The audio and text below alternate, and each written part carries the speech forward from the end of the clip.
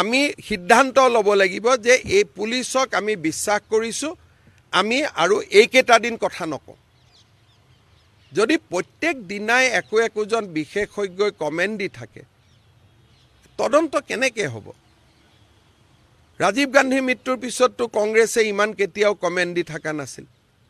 ইন্দিৰা গান্ধীৰ মৃত্যুৰ পিছততো কংগ্ৰেছে কেতিয়াও কমেণ্ট দি থকা নাছিল। তেতিয়াহ'লে কংগ্ৰেছে জুবিনৰ ওপৰত কিয় কমেণ্ট দি আছে?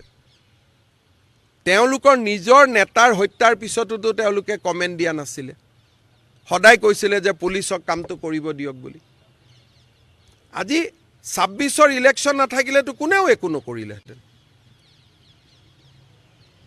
গতিকে এইটোতো গোটেই it has become a election issue. এইটোতো এটা ইলেকশ্যনলৈকে ৰূপান্তৰ কৰিছে।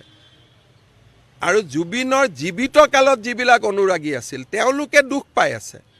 মৃত্যুৰ পিছত হোৱা অনুৰাগীখিনিক লৈ সমস্যা বেছি হৈছে।